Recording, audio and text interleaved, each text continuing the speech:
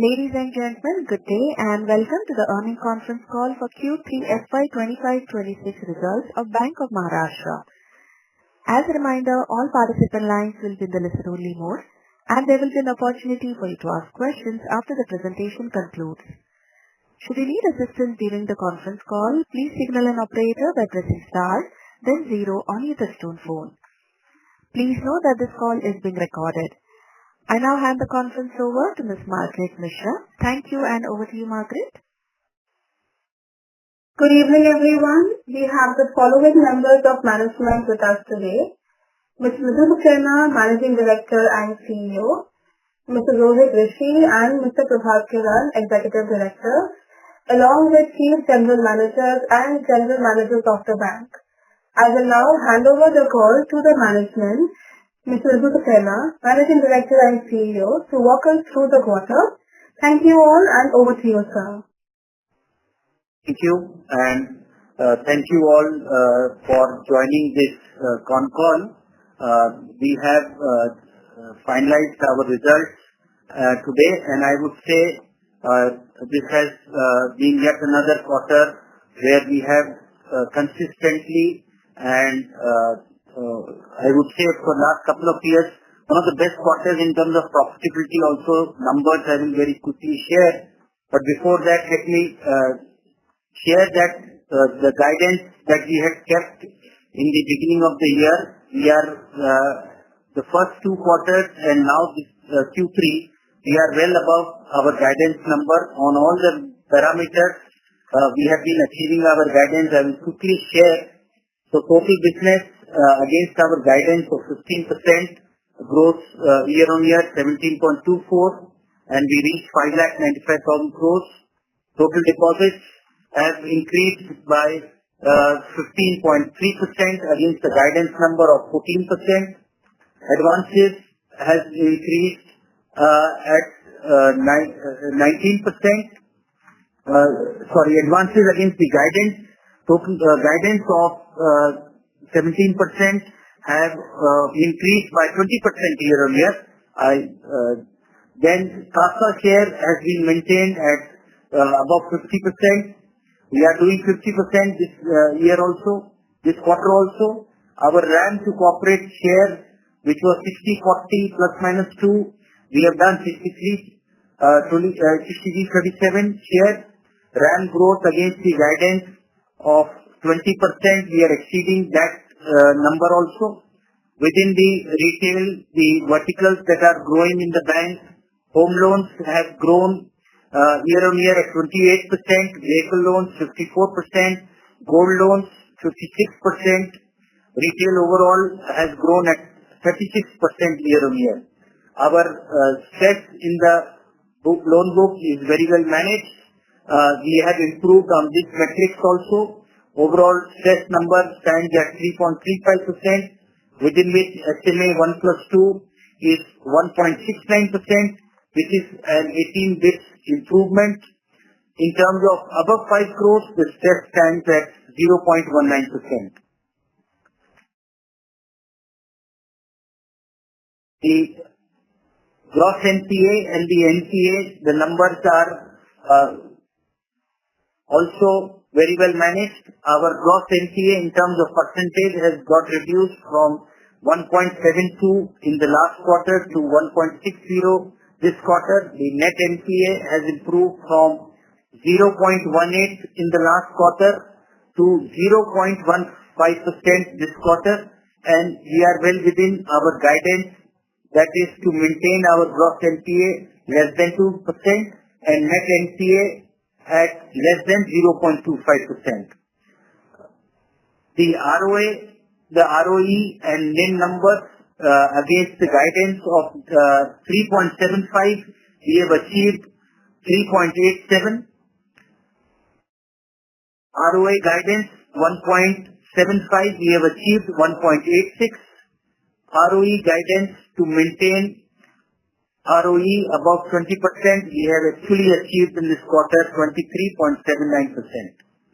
Our cost to income is to be maintained below 40. Against that guidance, we have done 37.19%. Yield on advances stands at 8.95%. We have experienced also reduction in our cost, and cost of funds stands at 4.10%. Cost of deposits stands at 4.47%. Overall, the profitability has been good in this quarter. We have been able to clock our highest ever quarterly profit of 1,179 crores, and the 9 months net profit has exceeded 5,000 crores. It stands at 5,005 crores. We are maintaining a healthy CRAR against the guidance of keeping the number above 16%. We have a CRAR of 17.06%. CET1 is maintained at 13.10%. In this 9 months, we have also seen OFS issuance by the government, and we are today NPS compliant bank with GUI holding standing at 73.6%. Ratings during the year, beyond one international rating from Fitch, we had approached S&P Global, and they assigned us BBB- stable in September 2025. Our long-term rating is AA+ stable from ICRA and CARE. Short-term rating is A1+ from CRISIL. Looking at this good profitability, we have also looked at considering payouts in terms of interim dividend. I am happy to share that 10% interim dividend has been approved in our board today. I will take a pause, and I think we will take more questions from your side. The detailed presentation, I'm sure, is made available to you, and you would have gone through those, and we would like to take queries from you and respond to those. Thank you. Thank you very much. We will now begin the question and answer session. Anyone who wishes to ask a question may press star and 1 on their touchtone telephone. If you wish to remove yourself from the question queue, you may press star and 2. Participants are requested to use handsets while asking a question. Ladies and gentlemen, we will wait for a moment while the question queue assembles.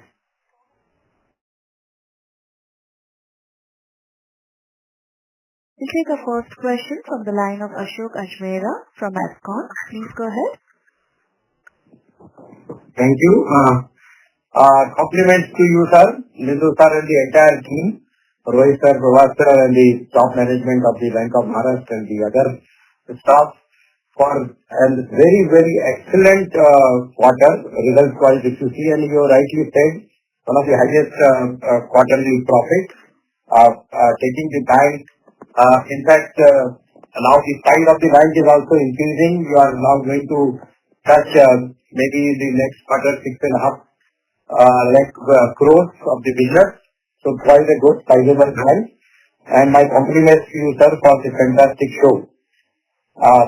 Having said this, sir, hello, am I audible? Yes, you are. Yes, sir. Mera ji, please go ahead. Yeah. So, just one or two couple of observations and a few points.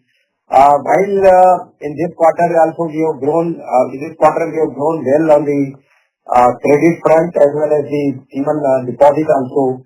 But overall, if you look at the 9 months growth in the deposits, it is only 4.73%. I don't take the whole year, but it's 9 months, which means in the last quarter of this February-March quarter, we'll have to raise the deposit of almost about 29,000-30,000 crores to reach the target of that 14% of the deposit.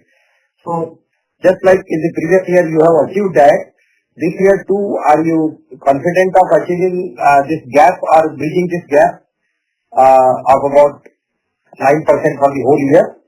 So, on the deposit front, and this has basically affected our affected the CD ratio also, which has gone up very high at 85%, and CRAR also has come down to now 17.06%.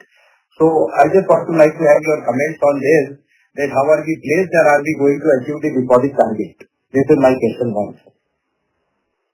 So, Meeraji, the deposit guidance that we have kept is 14%, which will be maintained. I would like to bring to this notice that if you see the deposit growth, which is lagged the credit growth, but within the deposit, the composition that has grown in the bank is the low cost component.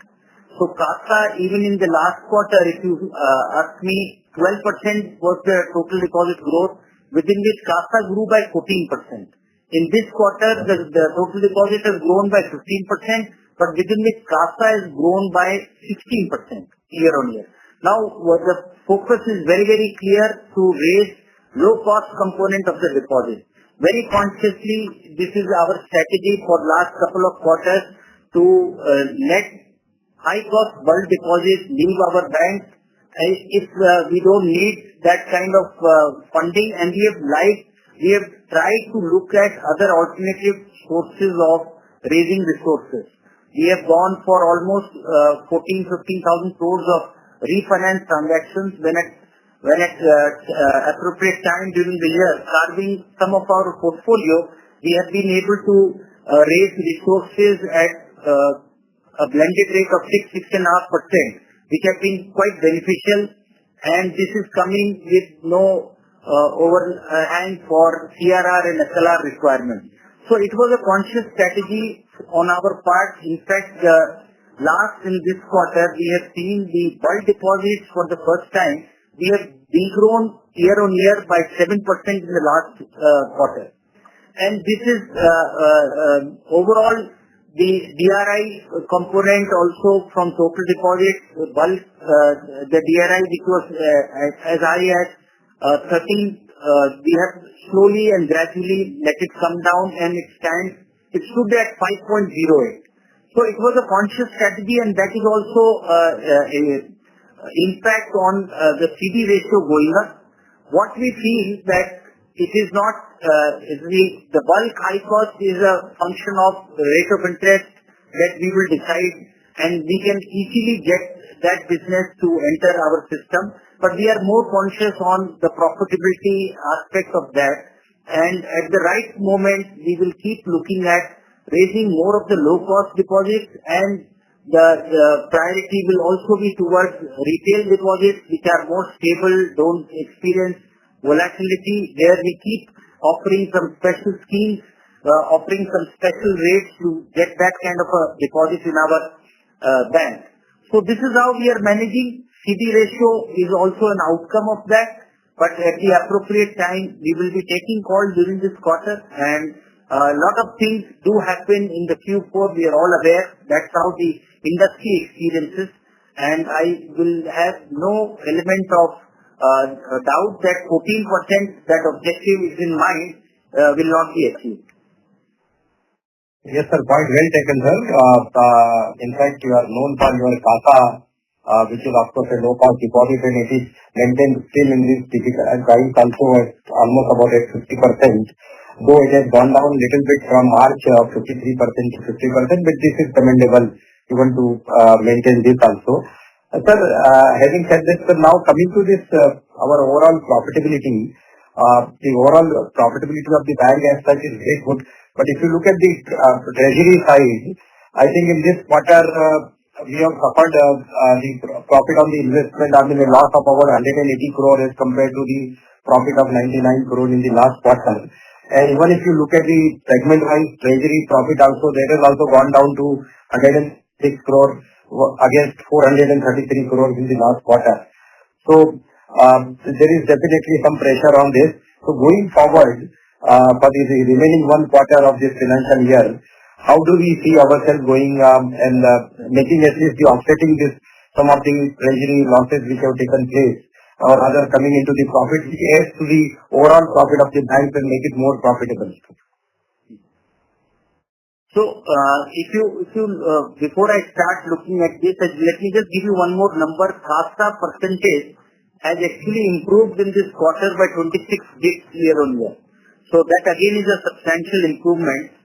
In terms of treasury income and the number that is you are seeing, there is a one-off 290 crores of Maharashtra Gramin Bank and Vidarbh Konkan Gramin Bank amalgamation, which has resulted in this 290 crores of one-time hit. And if you exclude that, treasury also will be seeing quarterly profit of around 115 crores. 112 crores. Yeah. That's good, sir. So it means in the next quarter, this 290, if you remove and add to the whatever the treasury profit is there, then that will get it further to the bank's overall profit, and it will be accordingly can be seen and analyzed. The bank's performance coming. Sir, coming to the if you look at the little bit of the composition in the segment-wise, results which are being always furnished along with the requirement of Reserve Bank of India. So here, if you look at the profitability segment-wise, then in the retail book, our profit has gone up to 1,050 crores as against 673 crores in the last quarter, almost about 400 crores. Wholesale book is also a little bit better from 680 to 802. So is there any recomposition? Is there any maybe the gold loan or agri loan reclassification between retail and wholesale book what is the reason for such segment-wise, such a high jump in the retail profitability, sir? So if you look at the portfolio and the growth, the main the elements in the retail segment, the individual in the retail advances, agriculture, MSME advances. If I talk of retail, home loans are experiencing a year-on-year growth of 28%. Vehicle as a portfolio where we have focused on big ticket business with our existing clients has grown at 54%. Gold loan itself is growing at 56%. And we have also entered into co-lending partnerships. Almost 9 have been signed up to this time, and they're both majorly in the segment of gold, then housing and MSME. We are also signed up with co-lending arrangements, and that is also a sizable book that has been built up, and where we have got good pricing for this business that has entered the bank.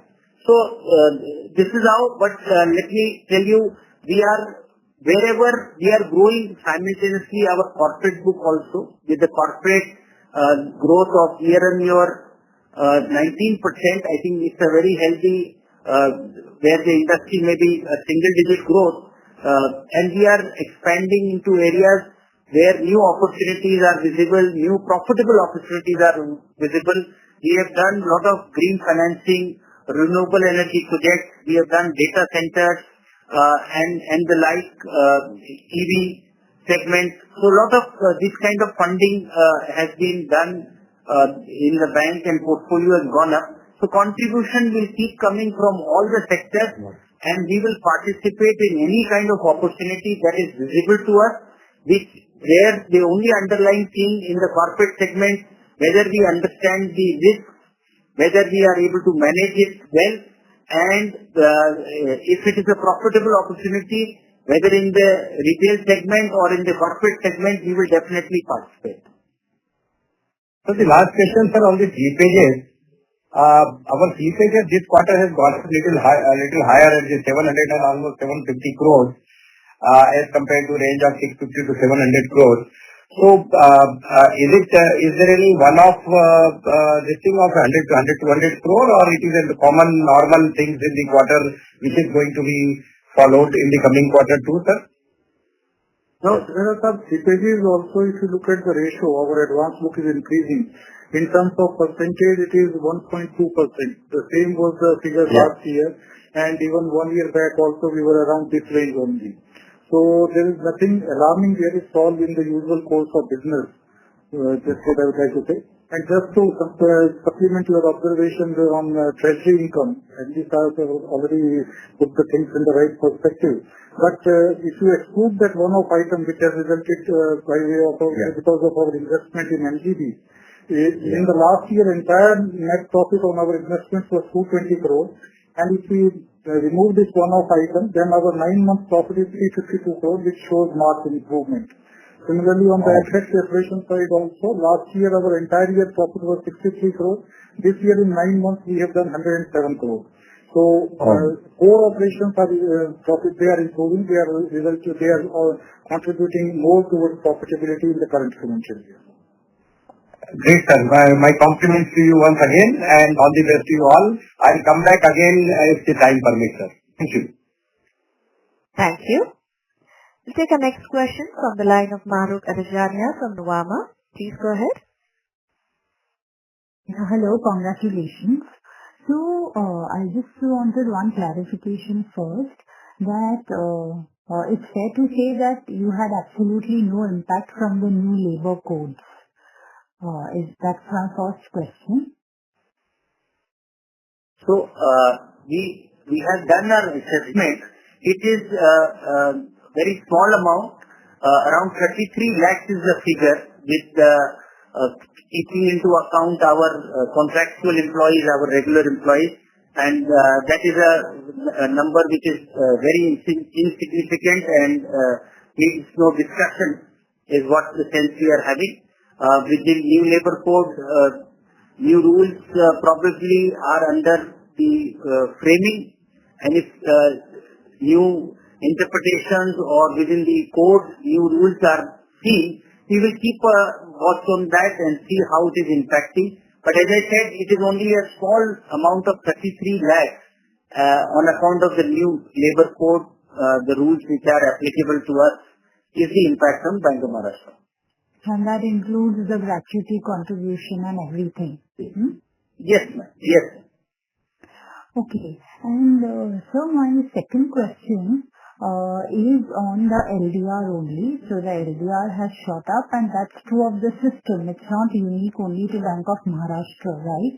And previously RBI has always gotten worried when the LDR touches 80. Now the system LDR is 82%.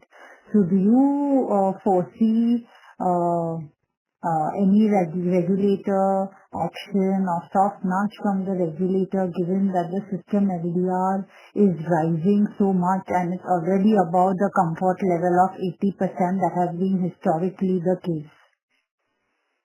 So, the LDR, in my case, we are keeping a guidance of maintaining around 83, 84 in the present circumstances.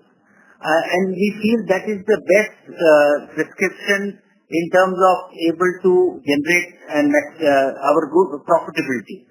So, I also had mentioned to a previous query, wherein very consciously we have been looking at other alternative sources, including infrastructure bonds, and which has also contributed in some way to see that 1-2 bits more of CD ratio LDR in case of Bank of Maharashtra.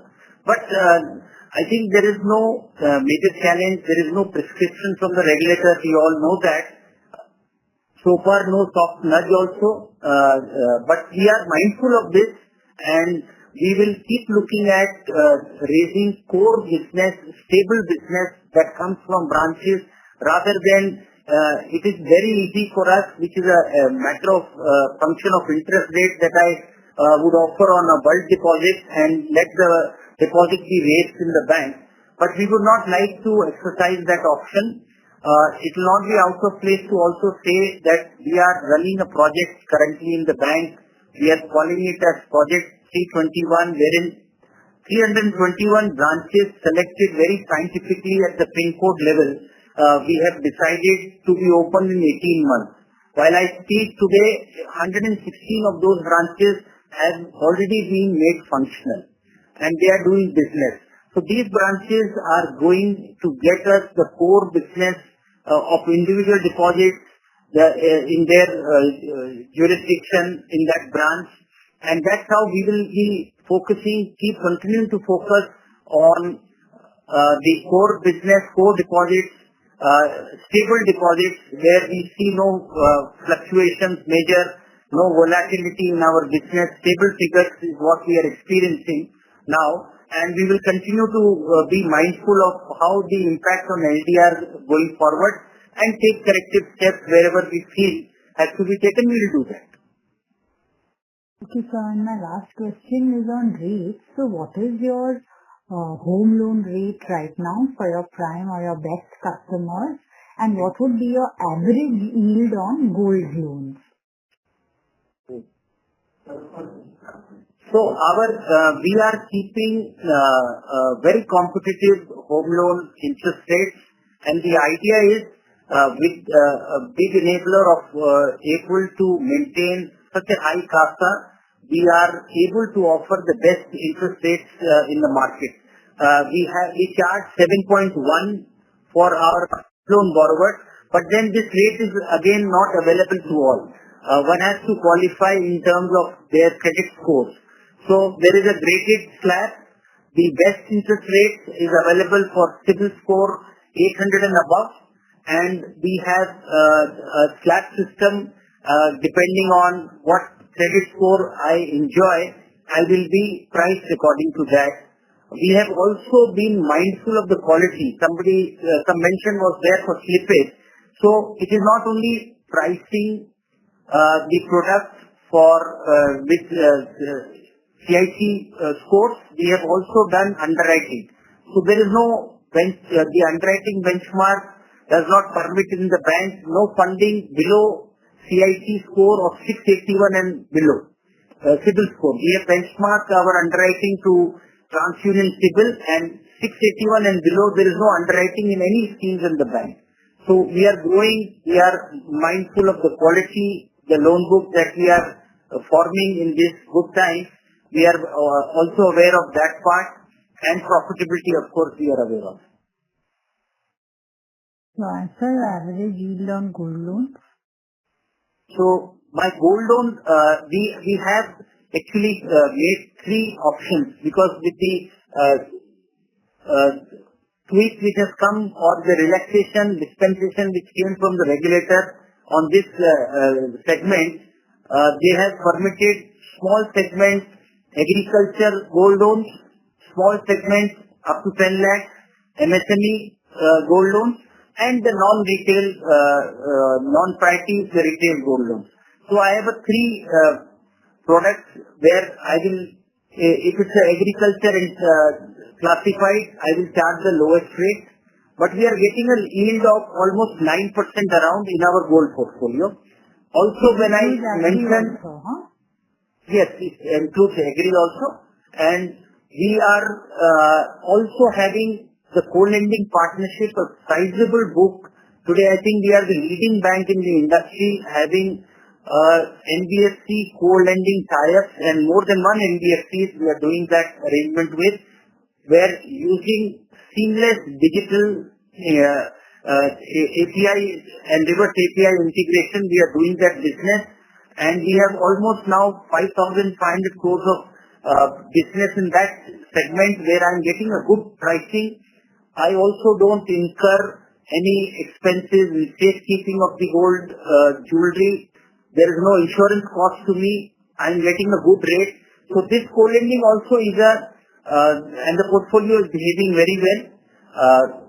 We intend to further increase this co-lending partnerships with some good rated gold NBFCs who will be willing to join hands with us. And what is the co-lending rate?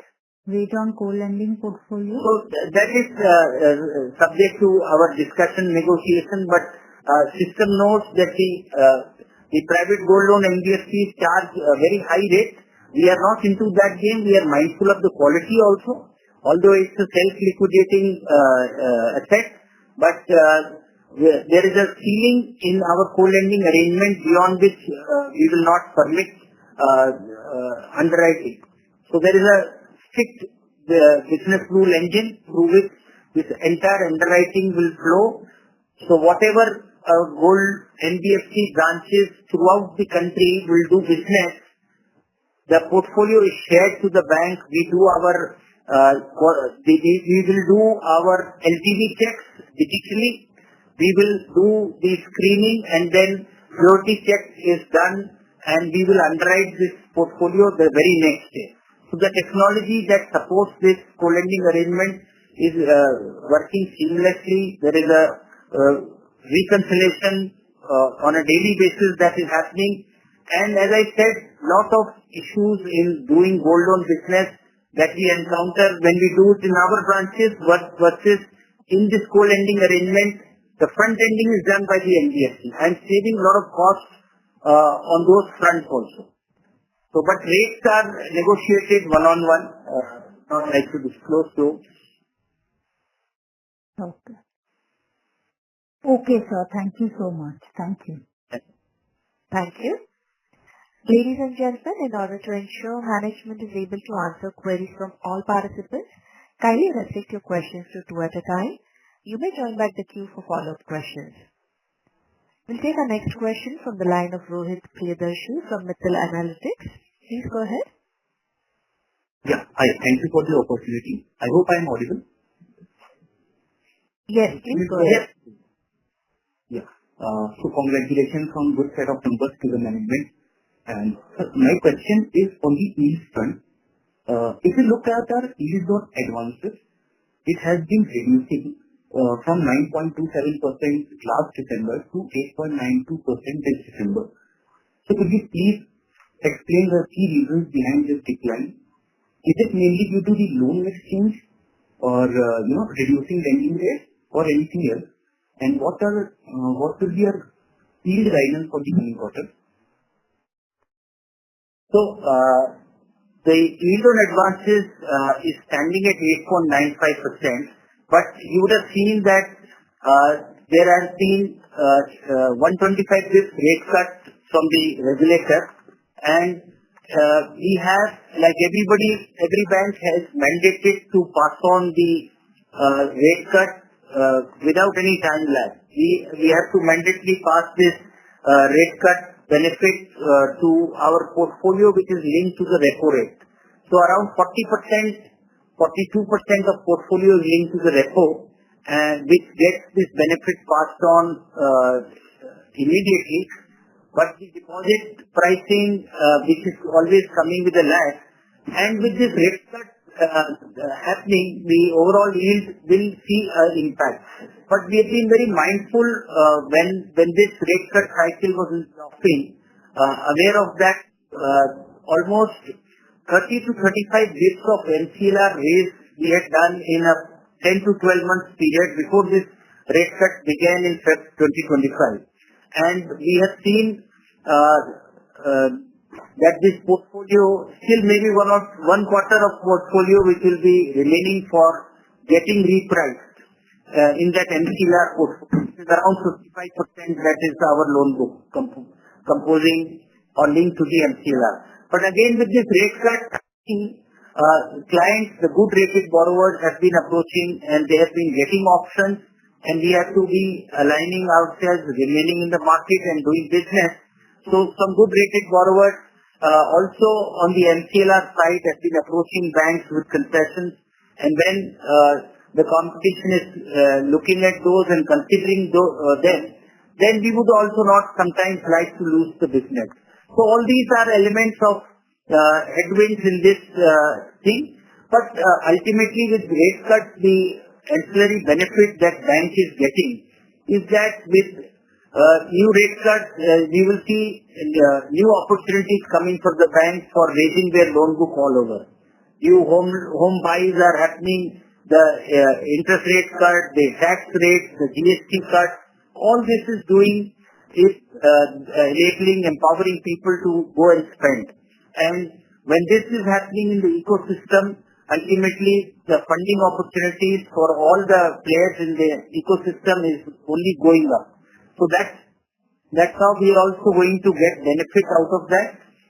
The yield may little bit soften, but overall our volumes that we are doing higher, ultimately it will become a profitable proposition for the bank, though not on the immediate when the rate cut benefit has to be passed immediately. There will be a lag where my deposits will get repriced. For that intervening period, yes, but as I explained, ultimately bank also stands to benefit. Understood, sir. Understood. We don't have a guidance on advances. We have a guidance on NIM. We are targeting to maintain at about 3.75. And we will maintain it. That is good, sir. That is good to hear. And then secondly, how focused are we on increasing the MSME loan book, and what kind of yield can we expect from here? And since I believe MSME usually give higher yield, so do you see this helping our overall yield improvement going forward? So, as I said, we are into wherever we see profitable opportunities and where we are comfortable to build our exposures on.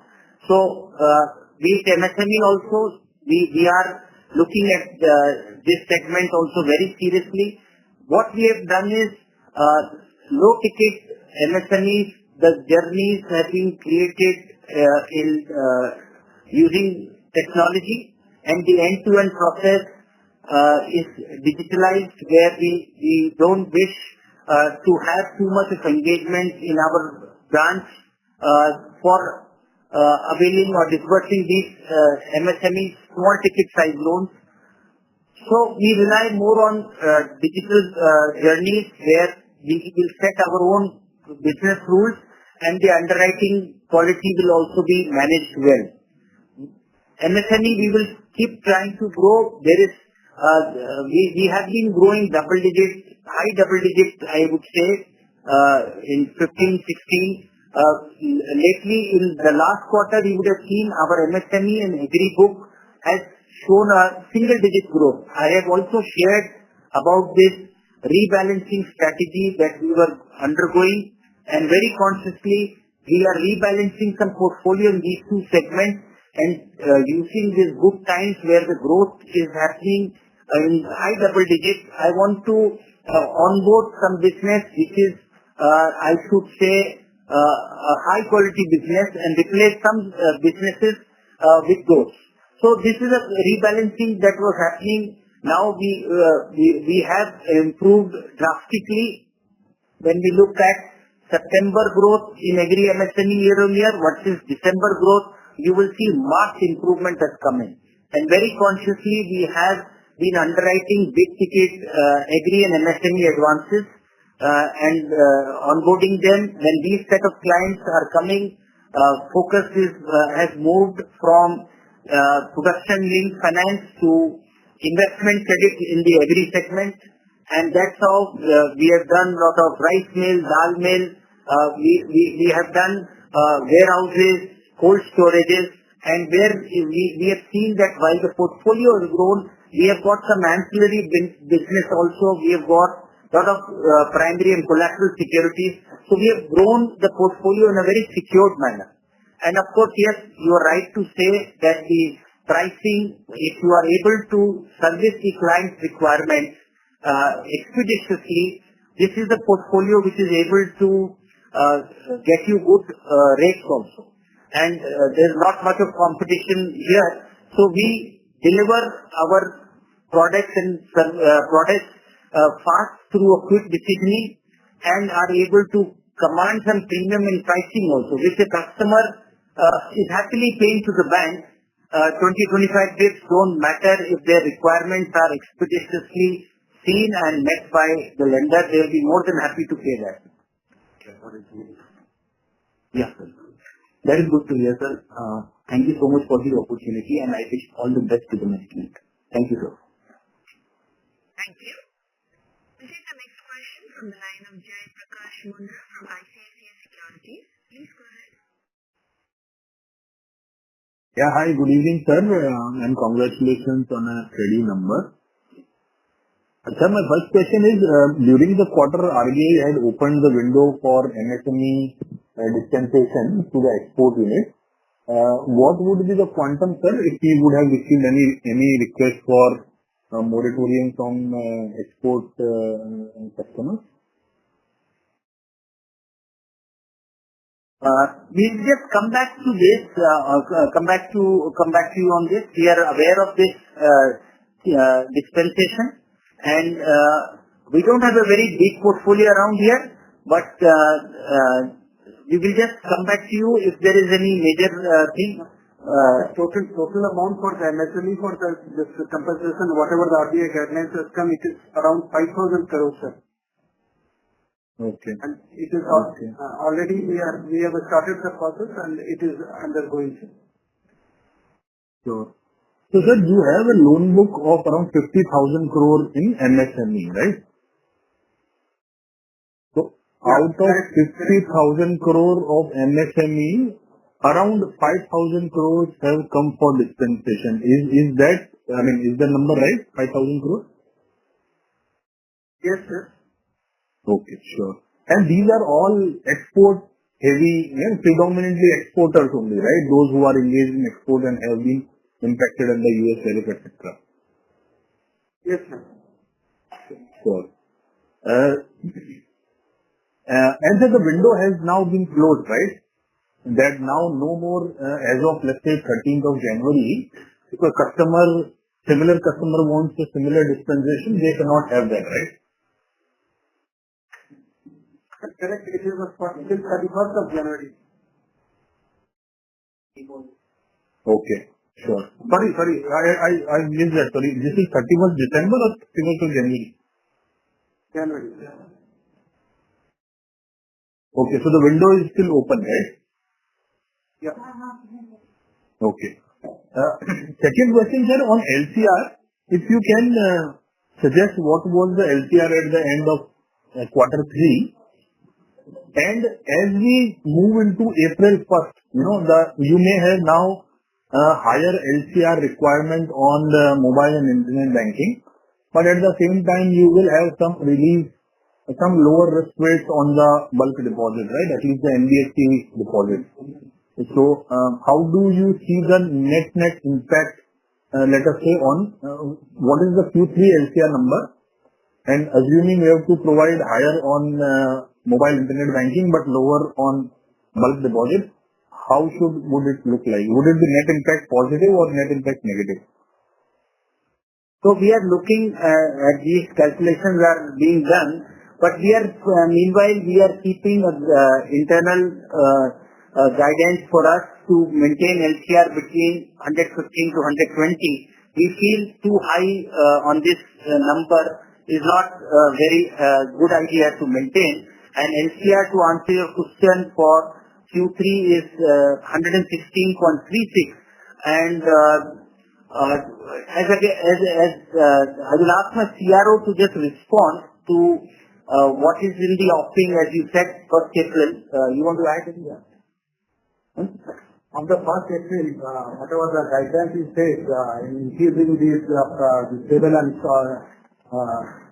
less stable deposits, and we have seen this HQLA and considering the net outflow, there is net positive impact on the banks are around 3%. Okay. So the net impact will be a positive impact on LCR, right? Of 3% is what the calculation is showing. Correct. So, sir, assuming you have to move to on 1st April, you need not shore up liquidity, right? If at all, you will have some release of liquidity. Is that the right understanding, or there is some other element here? You are right to say that. Okay. Sure. And secondly, sir, if you can talk about the total gold loan of Bank of Maharashtra, the retail gold loan given is around 12,000 crore. What will be the total? Do you have agri or MSME gold also, or that is not very meaningful? No, like I said, we have all the three variants. Today with regulator up to 2 lakhs being permitted to be classified as gold loan under agri subject to conditions. So if those conditions are getting met, so agri gold loan is also possible. Likewise, up to 10 lakhs for MSME is possible. For other than that purposes, it goes to be classified as a non-priority gold loan. And the breakup, if I have to tell you, the retail is 12,000 crores, agri is 9,000 crores, and MSME, which is a new product introduction post this regulator guideline, we very quickly gave this option also. So it is 1,000 crores. And this is one segment which we have been aggressively to grow, and we had marked as one of our focus products.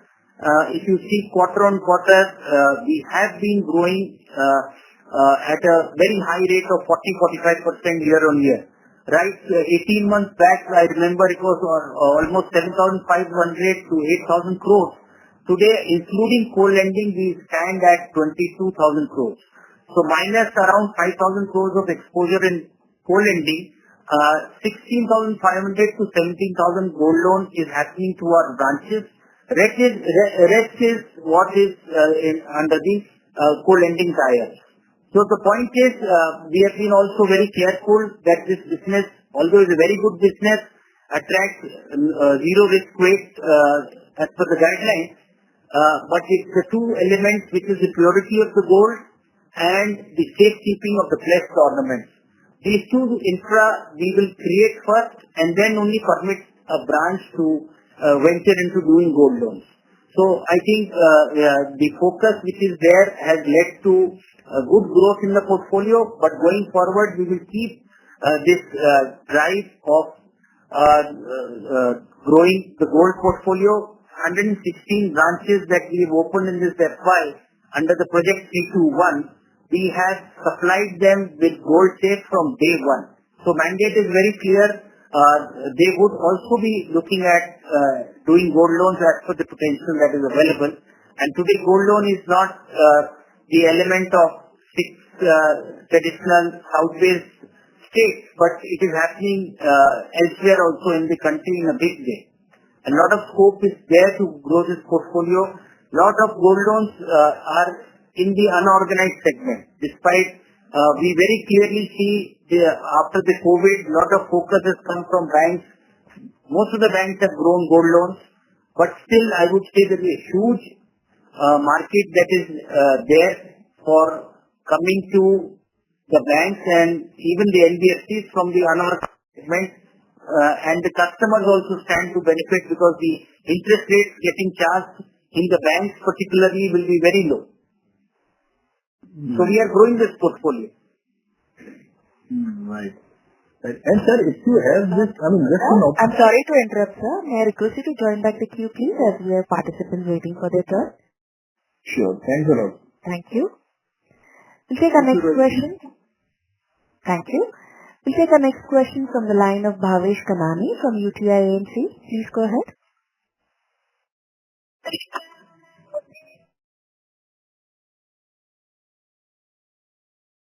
The current participant's line is disconnected. We'll move on to the next question from the line of Akshay Badlani from HDFC Securities. Please go ahead. Yeah, hi. Thank you for taking my question.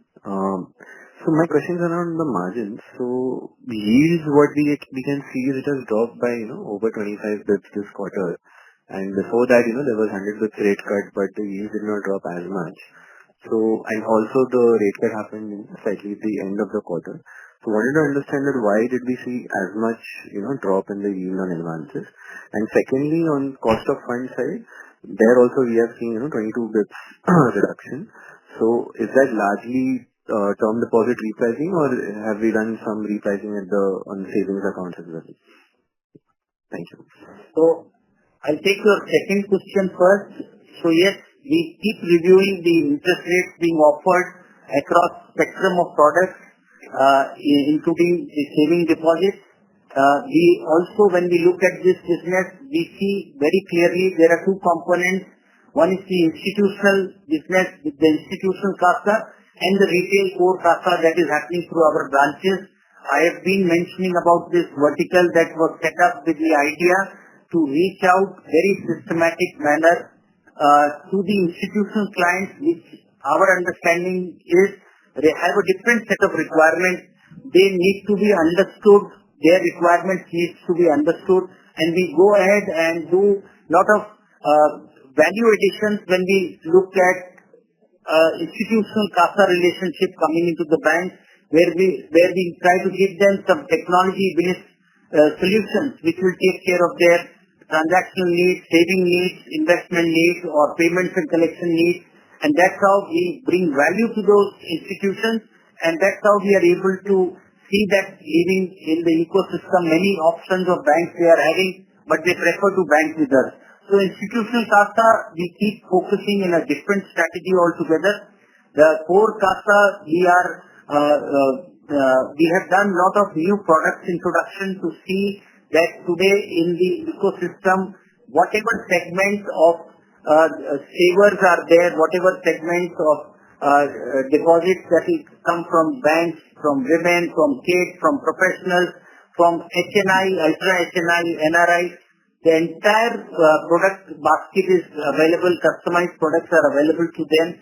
We have gone ahead and revamped one most important channel in today's time where the customers come and transact, which is not in the branches but is the mobile application. And I'm happy to share that our new mobile application is just not an upgrade of the old version, but we have totally revamped and launched a new version where the theme or the underlying principle was making life simpler for clients, letting them do transactions with minimum number of clicks. That's how the journey, that's how the app has been developed, and it is getting a lot of good reviews, has been appreciated. Clients who have onboarded themselves are able to transact and see the difference. What the old version took 7 months for first 1 lakh downloads, we achieved first 1 lakh downloads in 14 days. And today while I speak, this is a very recent launch in September on our foundation day, but we have crossed 6 lakh active users, which in the previous version was 2,25,000 users. So that's how we are bringing change in core CASA, giving right product choices, ease of customers for doing their business. Once they are onboarded, they are able to transact seamlessly with us, and that's how we are seeing slowly, steadily, acquisition is coming from that element also. Core CASA, stable individual deposits and the institutional. Your other question was?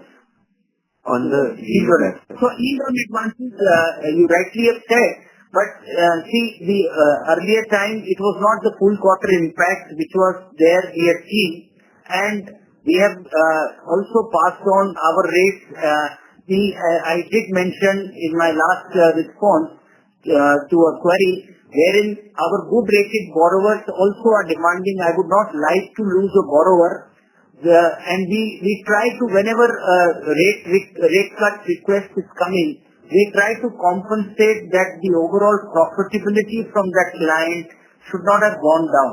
So we always keep, while we give them good rates so that they continue to bank with us, but we try to replace the loss in the concession that we have offered through getting some ancillary business. So overall, the income may not be seen in the advances book, but we will get some ancillary business, whether it's payroll accounts, whether seeking their payment and collection business and trying to get some income through those heads. Getting some of deposits of theirs to sit with us. That's how we try to keep compensating that the relationship continues. Our profitability with that client also should not go down. So, but then we are operating in this market. We may see another rate cut is being discussed, but we keep a close tab. We are mindful of those things and we keep doing business. And if you see the bottom line, ultimately we have maintained and we have not seen that any of my NIM, ROA, ROE has seen a contraction. This is the quarter where I had mentioned last time that probably we will not see any further contraction in NIM. And we have actually increased NIM by 2 bits only but we have increased. At least no contraction. And there is a 25 bits rate cut is what we have come. But then again, the next quarter I will get the full quarter effect of this rate cut. And we may even going forward see further rate cuts. But we will keep operating and keep maintaining the bottom line and the profitability metrics. We will keep achieving those as per our guidance and try to surpass our guidance every quarter. Sure. Thank you. Thank you for answering the question. Thank you. Ladies and gentlemen, in order to ensure management is able to answer queries from all participants, kindly restrict your questions to 2 at a time. We'll take our next question from the line of Ashlesh Sonje from Kotak Securities. Please go ahead. Hi team, good evening. Few questions from my side. Firstly, can you share what is the proportion of your term deposits which are yet to be fully repriced at the lower rate? That is one. Secondly, you mentioned that the home loan disbursements which happen at the 7.1% rate are a very small proportion. Can you share that proportion with us, please? And lastly, in your exchange disclosure, you have shared that roughly you bought loans worth roughly 5,000 crores in this quarter and about 12,000 crores during the 9 months. Can you share what type of loans these are and who are they acquired from? Thank you. So, first is deposit getting repriced. So when this rate cut cycle has begun and very closely we have been seeing and monitoring this development. So our typical maturity profile against the industry standard of 12 to 15 months, our maturity profile at that point of time was 8 to 10 months. And we have seen most of the deposits by that time has got repriced. But then again, there is a fresh rate cut announced, and we will see that this is a cycle which will keep happening. And we are also seeing that we don't wish we should keep offering when the other banks who are not able to or not able to garner deposits and they are facing challenge, they are also offering to very high rates to depositors.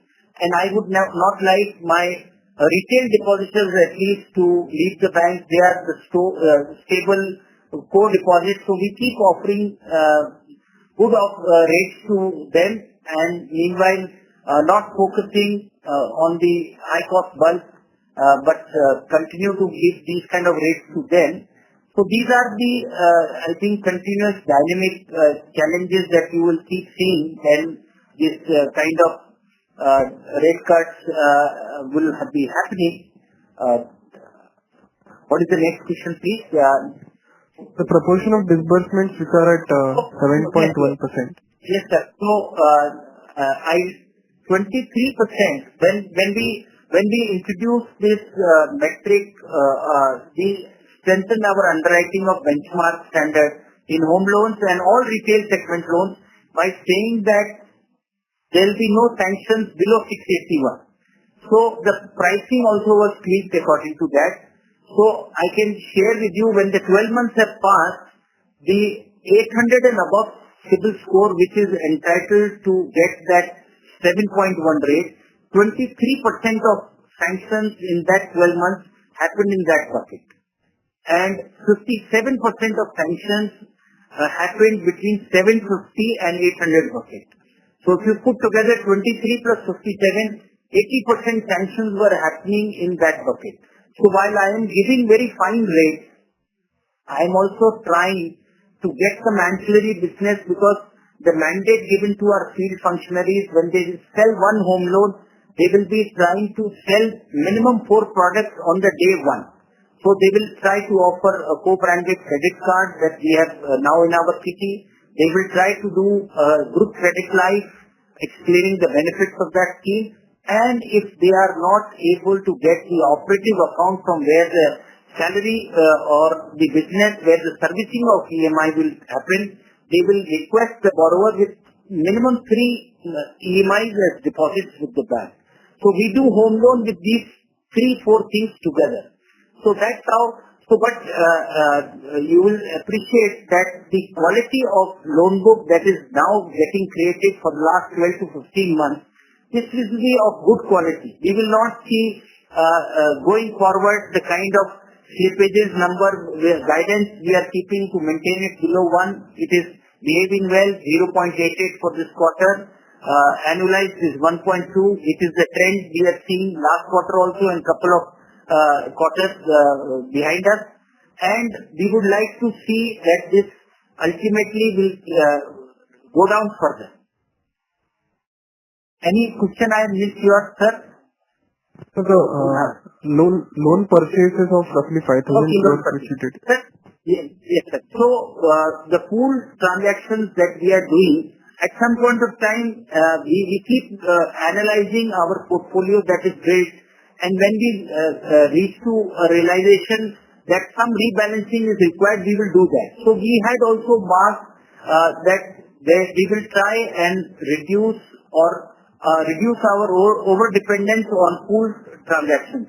While saying this, we are not averse to doing pool at the right moment as per need of the bank. If for some PSL classifications I require a portfolio, we will do that. We will also do pool buyouts when we are getting a good pricing or we have other ancillary benefits with that. But my core branches business must happen first. Then we will see what pool we will do or not do.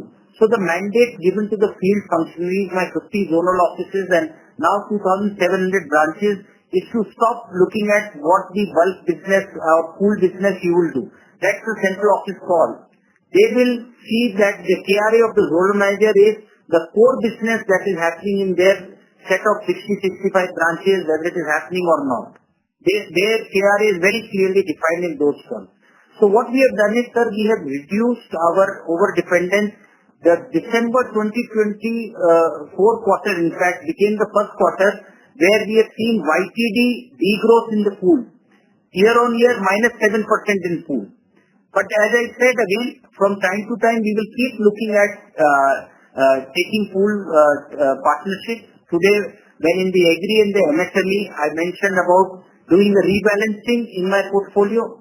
It was a conscious strategic decision on part of the bank. And to see that the portfolio is there, we have taken some pool transactions in the last 1-2 quarters. We will again shift back to my branches doing the core stable business.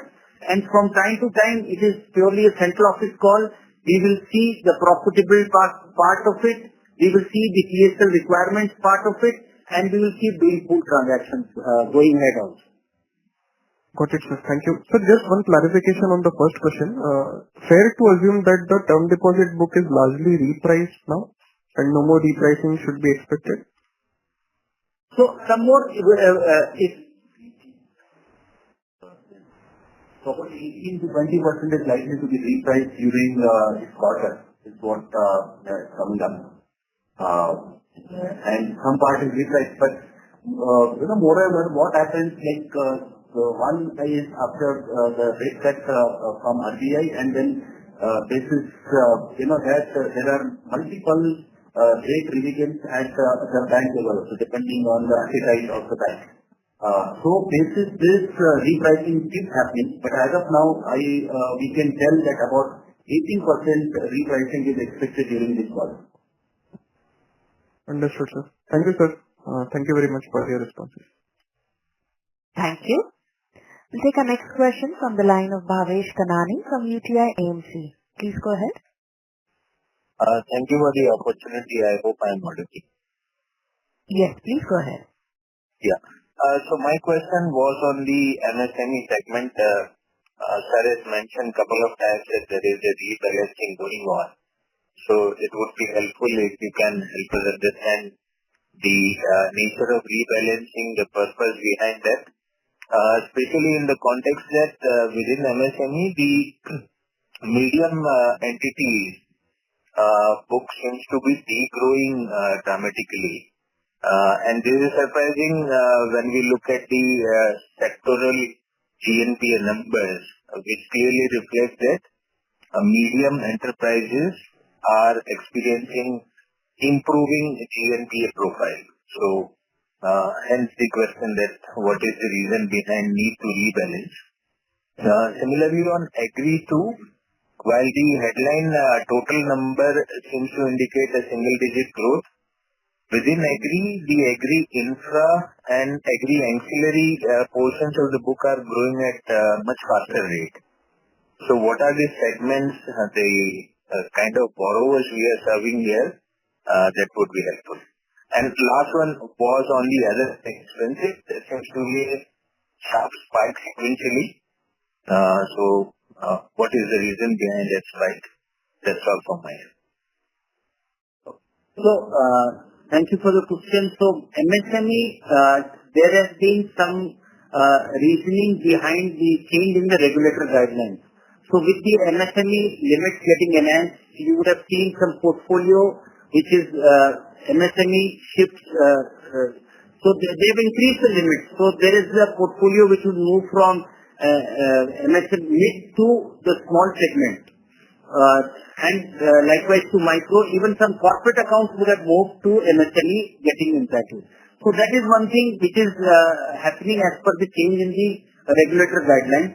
What we have been also looking at rebalancing, the trade book that I am having, this is a function of not underwriting. There is no underwriting involved. It is a function of pricing. I can easily grow the trade bill discounting portfolio by offering very cheap rates, which normally is getting provided to the MSME suppliers when they get their bill discounting done on the trade platforms. We want to see that the final purchasers from those MSMEs, are they our existing clients or not? We decided that we will gradually move from if there is a trade discounting facility available and we are not part of the consortium or we are not lenders to that entity, we would like to move into their consortium. We would like to move, even if they are into multiple arrangement or sole, we would like to take their exposure in their normal credit also, whether a term loan, working capital, so that we can have more visibility on how that entity is performing, not just leaving it to doing trade business all by ourselves. We should have trade along with other business also. That is one. Second, we wanted to centralize and improve our underwriting in the MSME segment also. Two things we did. CMR 1 to 3 up to CMR 10. This is what Civil TransUnion is assigning ranks to MSMEs from 10 lakhs to 50 crores. And we decided that CMR 1 to 5, below which no underwriting will happen in the MSME segment. This was decision number 2. We have been pursuing that. MSME trade bill discounting has been centralized from now zones, 50 zones are not permitted. We want to centralize the portfolio, do seamless. There are 2 more discounting platforms which have been approved by RBI. We have signed with them also. They have also been onboarded. There is a lot of potential to grow, but we want to have share in their normal financing. This rebalancing, and if you see my September 2025, MSME growth would have been sub-optimal 2, 3, 4%, but we have grown now year on year 8%. Now that impact, what rebalancing we have done from December and onwards, I am going to get to the same level of double-digit growth. But we are mindful, as I said, of quality. The borrowers that are entering into my system, how comfortable we are with them, and yes, they are very profitable segment also. We don't want to exclude any of that part of business coming into the bank balance sheet. This is all, I think, from my side on this MSME rebalancing. Regarding agriculture, your question on agriculture ancillary activities, this book is growing, and that is mainly food processing related activities like rice mills, dal mills and all that. And farm credit, there is a degrowth. This is a segment where we have experienced some stress. That's the reason we are not going very aggressive in this particular segment. Okay. And the last one on other expenses. With regard to other expenses, various sectors are impacting. Like we have opened around 165 branches, new branches.